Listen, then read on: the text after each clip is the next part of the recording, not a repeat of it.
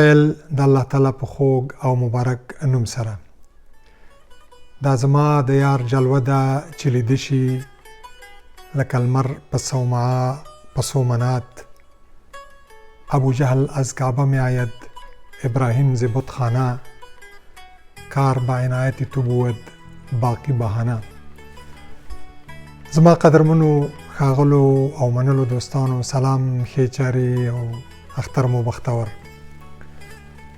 د سې شنبې په ورځ د 150 هیوادونو څخه راغلي 2 میلیونه حاجیان د عرفات د غونډۍ په سر او لمن کې سره راټول شوي وو.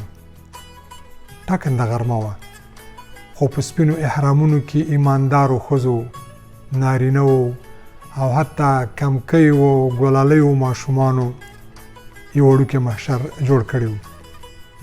یو سپېڅلی احساس او د خدای او بې خدای و ناشنا جذبه وه. هر چا خپل لاسونه د عرش واکمن ته لپه نیولي وو. د نصوحاتو اوبې وې په شونډو زارۍ او په اننګو د پښیمانو اوښکو امیلونه. د عرفات په همدې غونډۍ له نن څخه پوره 1440 کاله وړاندې، یعنې د هجرت په 10 کال د خالق تعالی وروستي او رښتیني استازي خپل امت ته د نورو احکامو او لارښوونو په څنګ کې یوه توصیه بیا تکرار کړه: اتقوا الله فی النساء واستوصوا بالنساء خیرا. ای خلکو له الله وډارېږئ، له خپلو ښځو، میرمنو او ماتحتانو سره ښه ګزاره، ښه چلند او ښه اخلاق وکړئ. خو درېغه زموږ د ټولنې زیاتره نارینه خپلو میرمنو او لوڼو ته د جایداد او د یو ملکیت په سترګه ګوري. د هغوی په سر مهر اخلي، ولور اخلي، په بدیو کې ورکوي او د میراث او د تعلیم له مشروع حق څخه یې محروموي. د چهارشنبې په ورځ همدغو حاجي صاحبانو په مینا کې شیطان یا د شیطان 3 واړه سمبولونه په 21 کاڼو باندې وویشتل. خو د شومتیا، تعصب او کرکې شیطانان چې موږ په زړونو، رګونو او سوچونو کې ورته ځای ورکړی او دلته یې پخې مورچلې جوړې کړي، همداسې آزاد او نازولي ګرځي. حاجي صاحبانو په مینا کې نږدې 6 لکه څاروي حلال کړل. خو آیا پوهیږو چې د یو قرآني آیت له مخې دغه پریمانه غوښې او سرې وینې الله ته نه رسیږي، بلکې تقوا، ښه اخلاق، خواخوږي او انسانیت د انعام او بښنې لامل ګرځي.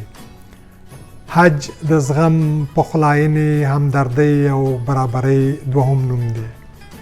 حج د خلیل او ذبیح د شهامت یادګار او د صفا او مروه په منځ کې د یوې لالهندې او ویاړلې مور د تلوسې دوام دی. حج د هغه نیازبین ذبیح د سرښندنې داستان دی چې د نافرمانۍ او عصیان په ځای خپل پلار ته وړاندیز کوي: پلار جانه، حوصله دې ماته نه کړې، زما سر ستا په قدمونو کې دی. زه چمتو یم، زما وینه توی کړه چې د رب په دربار کې ستا سر نور هم هسک او نور لوړ شي. دوستانو ټول پوهیږو د لمر سترګه چې کله د نیوزیلند له غرونو سر راپورته کړي او وار په وار د همالیا، پامیر، هندوکش، اورال، آلپ او بالاخره د الاسکا او ارجنټین له دنګو څوکو پناه شي، نو شغلي، جومات، ګردوارې، درمسال، کلیسا او سنګاګ ته په یو شان رسیږي او د هغوی ترمنځ هېڅ توپیر نه کوي.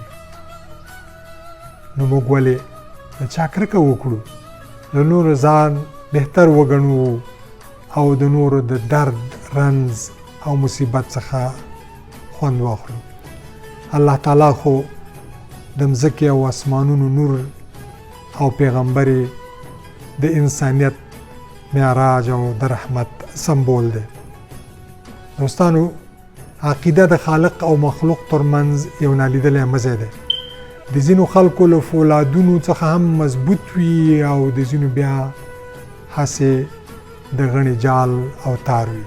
ګرانو دوستانو، رغونه او سمون د هر انسان په خپل ځان او په زړه کې پیل کېږي. کنه نو په میکدې کې به د جانماز د لټولو او د زمزم په اوبو له استنجا پرته بل څه نه وي. یار زنده، صحبت باقی.